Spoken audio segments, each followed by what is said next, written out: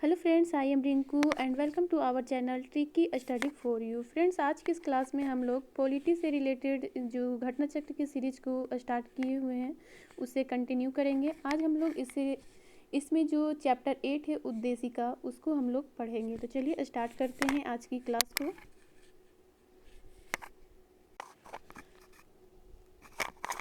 सबसे पहले हम लोग यहाँ जो इसके नोट्स दिए गए हैं उससे पहले रीड करेंगे, देन हम लोग प्रीवियस ईयर में किस टाइप से क्वेश्चन पूछे गए हैं उसे देखेंगे। तो चलिए स्टार्ट करते हैं। पंडित जवाहरलाल नेहरू द्वारा संविधान सभा में 13 दिसंबर 1946 ईस्वी को उद्देश्य प्रस्ताव प्रस्तुत किया गया था। ठीक है, 22 जनवरी 1947 को उद्देश्य प्रस्ताव को संविधान सभा द्वारा अंगीकार किया गया। उद्देश्य प्रस्ताव को ही परिवर्तित करके संविधान की प्रस्तावना या उद्देशिका बनाई गई। ठीक है, यह जो उद्देश्य प्रस्ताव था जिसे 13 दिसंबर 1946 ईस्वी को प्रस्तुत किया गया था, उसे ही परिवर्तित करके क्या बनाया गया, तो संविधान की प्रस्तावना या इसे उद्देशिका भी कहा जा सकता है, उसे बनाया गया।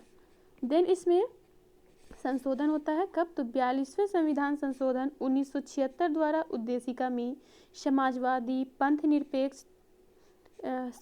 पंथ निरपेक्ष और अखंडता शब्द जोड़ा गया। ठीक है, भारतीय संविधान की उद्देशिका ने भारत को संपूर्ण प्रभुत्व संपन्न समाजवादी पंथ निरपेक्ष लोकतंत्रात्मक गणराज्य के रूप में घोषित किया है। संविधान की उद्देशिका अपने नागरिकों को 3 प्रकार के न्याय, सामाजिक, आर्थिक और राजनीतिक सुनिश्चित कराती है। उद्देशिका संविधान के विधिक निर्वचन में सहायक है। सर अल्लादी कृष्ण स्वामी अय्यर के अनुसार उद्देशिका हमारे स्वप्नों और विचारों का प्रतिनिधित्व करती है। किसके अनुसार है, तो sir Alladi Krishnaswami Ayyar. Then KM. Munshi के अनुसार उद्देशिका जो है वह हमारे प्रभुत्व संपन्न लोकतंत्रात्मक गणराज्य की जन्म कुंडली है। तो ये सब जितने भी जो की पॉइंट है उसे जरूर याद कीजिएगा, या आंसर राइटिंग में भी काम आता है। ठीक है, नेक्स्ट है बम्बई बनाम यूनियन ऑफ इंडिया वाद में उच्चतम न्यायालय ने धारणा प्रस्तुत की कि उद्देशिका संविधान का भाग है। प्रस्तावना उद्देशिका को संविधान का भाग केशवानंद भारती बनाम केरल राज्य 1973 वाद में स्वीकार किया गया है। इससे पूर्व बेरुबारी वाद 1960 में उद्देशिका को संविधान का अंग नहीं माना गया था। ठीक है, जो केशवानंद भारती वाद था उसमें इसे स्वीकार किया गया था, किंतु बेरुवारी जो वाद हुआ उसमें इसको संविधान का अंग नहीं माना गया।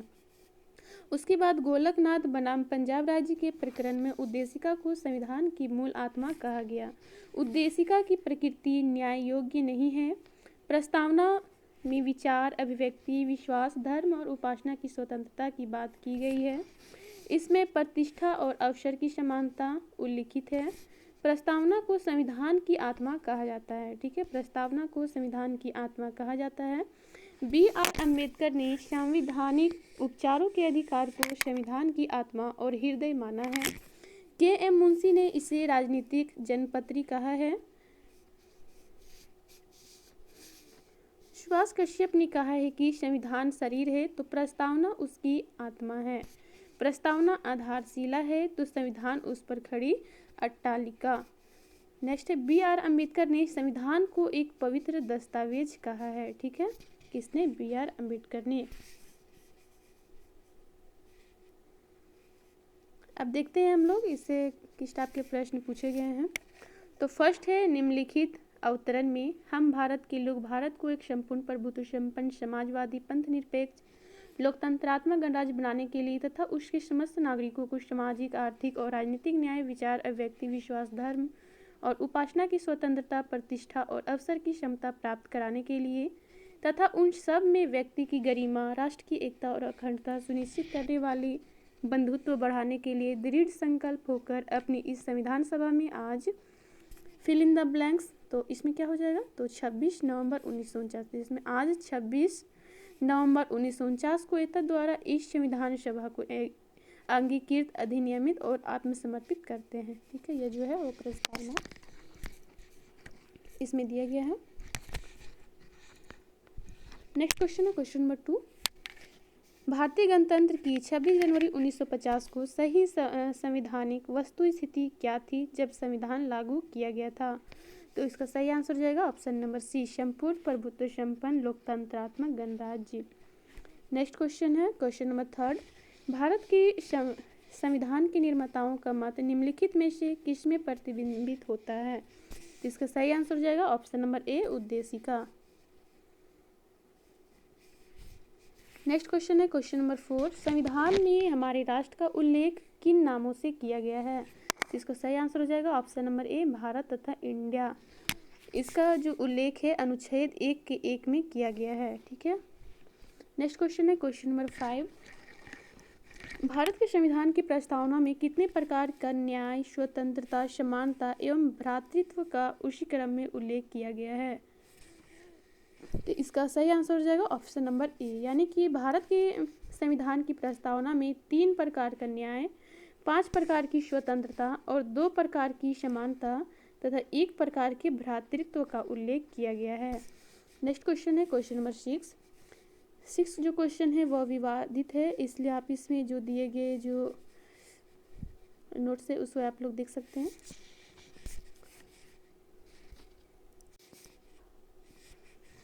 नेक्स्ट क्वेश्चन है क्वेश्चन नंबर 7, भारतीय संविधान की प्रस्तावना में भारत को किस रूप में घोषित किया गया है? तो इसका सही आंसर हो जाएगा ऑप्शन नंबर सी, भारत को एक सार्वभौम, समाजवादी, धर्मनिरपेक्ष और प्रजातांत्रिक गणराज्य के रूप में घोषित किया गया है। नेक्स्ट क्वेश्चन है क्वेश्चन नंबर 8, निम्न शब्दों पर विचार करें। ए है समाजवादी, बी है प्रजातांत्रिक, सी है सार्वभौमिक और डी है धर्मनिरपेक्ष।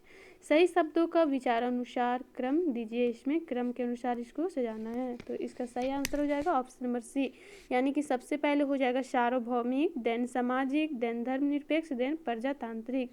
आप इसे भी देख सकते हैं। नेक्स्ट क्वेश्चन है क्वेश्चन नंबर 9, निम्नलिखित शब्दों में से कौन से शब्द 42वें संविधान संशोधन द्वारा प्रस्तावना में जोड़े गए हैं? तो इसका सही आंसर हो जाएगा ऑप्शन नंबर बी, यानी कि 1 और 3 समाजवाद और पंथ निरपेक्षता। नेक्स्ट क्वेश्चन है क्वेश्चन नंबर 10, भारतीय संविधान की प्रस्तावना में समाजवादी शब्द किस संशोधन के तहत जोड़ा गया? तो जो समाजवादी शब्द है वह किस संशोधन में जोड़ा गया है? तो यह 42वें संविधान संशोधन 1976 द्वारा समाजवादी शब्द को जोड़ा गया है। साथ ही साथ समाजवादी के साथ पंथ निरपेक्ष और अखंडता शब्द को भी 42वें संविधान संशोधन द्वारा इसमें ऐड किया गया है। नेक्स्ट क्वेश्चन है क्वेश्चन नंबर 11, निम्नांकित में से कौन सा 42वें संविधान संशोधन के माध्यम से भारत के संविधान की प्रस्तावना में जोड़ा गया है? तो इसका सही आंसर ऑप्शन नंबर सी हो जाएगा, समाजवाद और पंथ निरपेक्ष। नेक्स्ट क्वेश्चन है क्वेश्चन नंबर 12, भारतीय संविधान की प्रस्तावना में धर्मनिरपेक्ष व समाजवादी शब्द जोड़े गए हैं। तो यह 42वें संविधान संशोधन द्वारा जोड़े गए हैं। नेक्स्ट है क्वेश्चन नंबर 13, निम्नलिखित में से कौन भारत को धर्मनिरपेक्ष राज्य वर्णित करता है? तो इसका सही आंसर हो जाएगा ऑप्शन नंबर बी, संविधान की प्रस्तावना। नेक्स्ट क्वेश्चन है क्वेश्चन नंबर 14, निम्नलिखित शब्दों में से कौन सा शब्द सन 1975 में भारतीय संविधान की प्रस्तावना में सम्मिलित नहीं था? तो इसका सही आंसर हो जाएगा ऑप्शन नंबर डी, अखंडता। इसे कब जोड़ा गया? तो 42वें संविधान संशोधन 1976 में।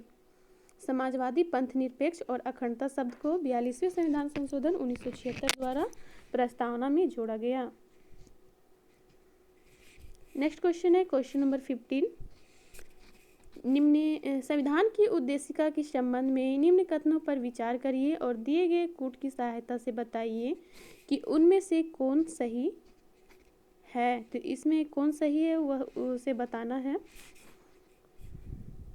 तो इसमें कूट दिया गया है, तो इसके हिसाब से इसमें सही हो जाएगा ऑप्शन नंबर बी, यानी कि 1, 2 और 4। तो इसमें 1 में दिया गया है कि पंडित नेहरू द्वारा प्रस्तुत ऑब्जेक्टिव प्रस्ताव अंतोगत उद्देशिका बना। सेकेंड है इसकी प्रकृति जो है न्याय योग्य नहीं है।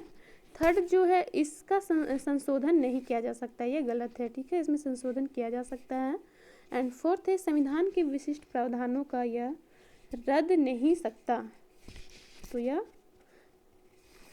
सही हो जाएगा, रद्द नहीं किया जा सकता इसमें होगा। इसका जो है फुल डिटेल यहाँ देख सकते हैं, चाहे तो मैं इसे रीड कर देती हूँ। पंडित नेहरू यानी पंडित जवाहरलाल नेहरू द्वारा 13 दिसंबर 1946 को प्रस्तुत तथा संविधान सभा द्वारा 22 जनवरी 1947 को अंगीकृत उद्देश्य प्रस्ताव ही अंत तो गत्वा भारतीय संविधान की उद्देशिका बना था। प्रस्तावना का विधिक स्वरूप यह है कि इसे लागू नहीं किया जा सकता, इसकी प्रकृति न्याय योग्य नहीं है। यद्यपि संविधान के विशिष्ट प्रावधानों का यह रद्द नहीं कर सकता, तथापि केशवानंद भारती मामले में सर्वोच्च न्यायालय के अनुसार संविधान की उद्देशिका का उपयोग संविधान के अस्पष्ट क्षेत्रों की व्याख्या करने में किया जा सकता है। उद्देशिका में संशोधन संभव है तथा 42वें संविधान संशोधन 1976 द्वारा इसमें समाजवादी, पंथ निरपेक्ष एवं अखंडता शब्द जोड़े गए थे। उद्देशिका संविधान के स्पष्ट प्रावधानों को रद्द नहीं कर सकती है। इसका उपयोग भ्रम को दूर करने में किया जाता है। उद्देशिका का उपयोग इस निष्कर्ष के समर्थन में किया जाता है कि संविधान के मूल ढांचे में कोई परिवर्तन नहीं किया गया है। नेक्स्ट क्वेश्चन है क्वेश्चन नंबर 16, संविधान की प्रस्तावना का विधिक स्वरूप क्या है? तो इसका सही आंसर हो जाएगा ऑप्शन नंबर बी, यह लागू नहीं किया जा सकता। नेक्स्ट क्वेश्चन है क्वेश्चन नंबर 17, भारतीय संविधान की उद्देशिका में संशोधन किया गया था, तो यह 42वें संविधान संशोधन द्वारा संशोधन किया गया था। नेक्स्ट क्वेश्चन है 18, समाजवादी शब्द उद्देशिका में जोड़ा गया, तो यह 42वें संविधान संशोधन द्वारा जोड़ा गया। नेक्स्ट क्वेश्चन है क्वेश्चन नंबर 19, भारतीय संविधान की प्रस्तावना में समाजवादी शब्द किस संशोधन द्वारा जोड़ा गया? तो इसका सही आंसर हो जाएगा ऑप्शन नंबर बी, 42वां संविधान संशोधन। नेक्स्ट क्वेश्चन है क्वेश्चन नंबर 20, 26 नवंबर 1949 को अंगीकृत भारतीय संविधान की प्रस्तावना में शब्द सम्मिलित नहीं थे, तो इसमें कौन सा शब्द सम्मिलित नहीं थे? तो इसका सही आंसर हो जाएगा ऑप्शन नंबर डी, गणराज्य। यदि ऑप्शन से देखें या कूट से देखें तो इसका सही आंसर हो जाएगा ऑप्शन नंबर ए, ठीक है, यानी कि समाजवादी, पंथ निरपेक्ष और अखंडता शब्द इसमें जोड़े गए थे। नेक्स्ट क्वेश्चन है क्वेश्चन नंबर 21, समाजवादी तथा धर्मनिरपेक्ष शब्द संविधान की प्रस्तावना में सम्मिलित किए गए थे, तो यह किस संविधान संशोधन द्वारा? तो 42वें संविधान संशोधन द्वारा। नेक्स्ट क्वेश्चन है क्वेश्चन नंबर 22, भारतीय संविधान की प्रस्तावना में धर्म निरपेक्ष शब्द जोड़ा गया, तो ऑप्शन बी हो जाएगा 42वें संविधान संशोधन। नेक्स्ट क्वेश्चन है क्वेश्चन नंबर 23, भारत के संविधान के आमुख का लक्ष्य उसके सभी नागरिकों के लिए सुनिश्चित करता है। इसमें फर्स्ट है सामाजिक तथा आर्थिक न्याय, सेकेंड है विचार तथा व्यक्ति की स्वतंत्रता, थर्ड है अवसर की समानता एवं फोर्थ है व्यक्ति की प्रतिष्ठा। तो इसका ऑप्शन देखते हैं, तो इसका ऑप्शन डी हो जाएगा, यानी कि ये जो चारों जो दिया गया है ऑप्शन वो सभी सही है। नेक्स्ट क्वेश्चन है क्वेश्चन नंबर 24, नीचे दो कथन जो है वह दिए गए हैं, जिनमें से एक को कथन ए तथा दूसरे को कथन आर कहा गया है। कथन ए जो है वह है, भारत एक संपूर्ण प्रभुत्व संपन्न समाजवादी धर्मनिरपेक्ष लोकतंत्रात्मक गणराज्य है। कारण है इसे 42वें संविधान संशोधन 1976 द्वारा संपूर्ण प्रभुत्व संपन्न लोकतंत्रात्मक गणराज्य के स्थान पर प्रतिस्थापित किया गया। अब इसको नीचे दिए गए कूट की सहायता से सही उत्तर का चयन करना है, तो इसका सही आंसर हो जाएगा ऑप्शन नंबर ए, यानी कि ए और आर दोनों सही है और आर जो है वह ए की सही व्याख्या है। इसकी व्याख्या देख सकते हैं। नेक्स्ट क्वेश्चन है क्वेश्चन नंबर 25, भारत में लौकिक सार्वभौमिकता है क्योंकि संविधान की प्रस्तावना आरंभ होती है, तो यह आरंभ होती है हम भारत के लोग शब्द से, ठीक है, जिसका अर्थ होता है जनता सर्वशक्तिमान है। नेक्स्ट क्वेश्चन है क्वेश्चन नंबर 26, हम भारत के लोग यानी कि we the people of India शब्दों का प्रयोग भारतीय संविधान में कहाँ किया गया? तो इसका सही आंसर हो जाएगा ऑप्शन नंबर डी, संविधान की प्रस्तावना में। नेक्स्ट क्वेश्चन है क्वेश्चन नंबर 27, सभी व्यक्ति पूर्णता और समान रूप से मानव है, यह सिद्धांत जाना जाता है, तो यह सार्वभौमिकता हो जाएगा। नेक्स्ट क्वेश्चन है क्वेश्चन नंबर 28, भारत के संदर्भ में निम्न में से कौन धर्मनिरपेक्ष शब्द का सही रूप से व्यक्त करता है? तो इसका सही आंसर हो जाएगा ऑप्शन नंबर डी, भारत में राज्य का कोई धर्म नहीं है, ठीक है। नेक्स्ट क्वेश्चन है क्वेश्चन नंबर 29, निम्नलिखित में से कौन सा शब्द भारत के संविधान की उद्देशिका नहीं है? तो इसका सही आंसर हो जाएगा ऑप्शन नंबर डी, लोक कल्याण।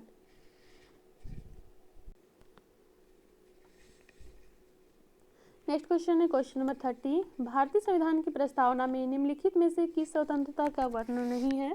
तो इसका सही आंसर हो जाएगा ऑप्शन नंबर डी, आर्थिक स्वतंत्रता का वर्णन नहीं है। नेक्स्ट क्वेश्चन है क्वेश्चन नंबर 31। निम्नलिखित में से कौन भारतीय संविधान की प्रस्तावना में उल्लिखित नहीं है?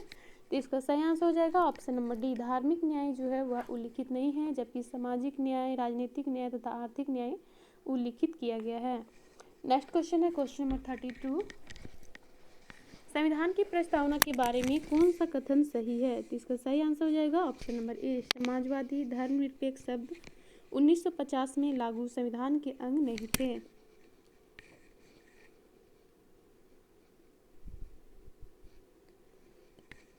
नेक्स्ट क्वेश्चन है क्वेश्चन नंबर 34।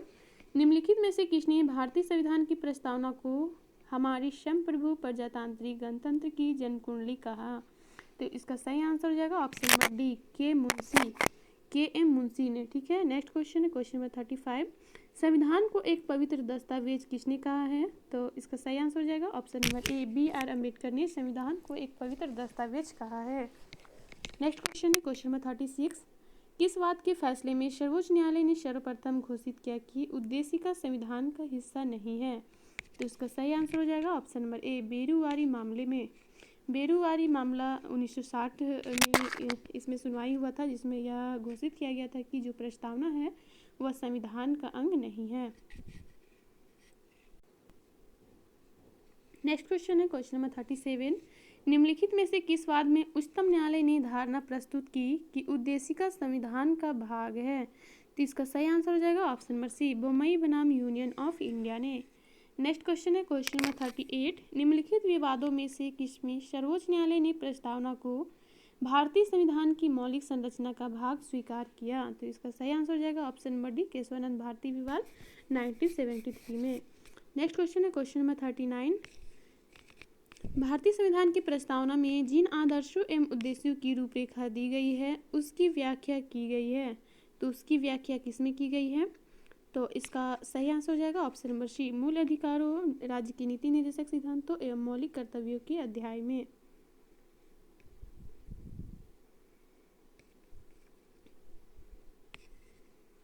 नेक्स्ट क्वेश्चन है क्वेश्चन नंबर 40। निम्नलिखित में से कौन एक भारतीय संविधान के उद्देश्य को प्रतिबिंबित करता है? तो इसका सही आंसर हो जाएगा ऑप्शन नंबर बी, संविधान की प्रस्तावना। नेक्स्ट क्वेश्चन है क्वेश्चन नंबर 41। भारत के संविधान की उद्देशिका में कितने प्रकार के न्याय की व्याख्या की गई है? तो सही आंसर हो जाएगा option number B, 3। Next question है क्वेश्चन नंबर 42। भारत के संविधान के उद्देश्यों में से एक के रूप में आर्थिक न्याय का किसमें उपबंध किया गया है? तो इसका सही आंसर हो जाएगा ऑप्शन नंबर बी, यानी कि उद्देशिका और राज्य की नीति के निदेशक तत्व में। नेक्स्ट क्वेश्चन है क्वेश्चन नंबर 43। ये 43 जो क्वेश्चन है वह भी विवादित है, तो इसकी व्याख्या हम लोग देखते हैं। भारतीय संविधान के आमुख को ही उद्देशिका कहा गया है। प्रश्न में उद्देशिका संबंधित सभी चारों कथन सत्य है, परंतु किसी भी विकल्प में सही कथन सम्मिलित नहीं है। यह भी ध्यातव्य है कि कोई भी विकल्प अनन्य नहीं है, अर्थात किसी भी विकल्प में केवल वनली विशेषण स्रोत पर नहीं है, यानी कि इसमें जो भी विकल्प दिए गए हैं वो सभी सही है। संविधान में दिया गया आमुख, तो आमुख उसमें क्या केस में दिया गया है? तो न्यायालय में लागू नहीं होता है। सेकेंड है महत्वपूर्ण है और उसकी उपयोगिता है। थर्ड है शासन करने के उद्देश्यों को उल्लिखित करता है। और फोर्थ है संविधान की कानूनी अर्थ निर्णय में सहायता करता है। नेक्स्ट क्वेश्चन है क्वेश्चन नंबर 44। निम्न में से कौन सही है? तो इसमें 4 ऑप्शन दिए गए हैं, इसमें कौन सही है? तो इसका सही आंसर हो जाएगा ऑप्शन नंबर सी, सामाजिक समानता संविधान में प्रत्याभूत है। ठीक है फ्रेंड्स, आज की क्लास में इतना ही। मिलते हैं नेक्स्ट क्लास में। यदि आपको यह क्लास अच्छी लगी हो तो इसे लाइक शेयर और सब्सक्राइब करना ना भूलें। नेक्स्ट क्लास में हम लोग शासन प्रणाली को देखेंगे।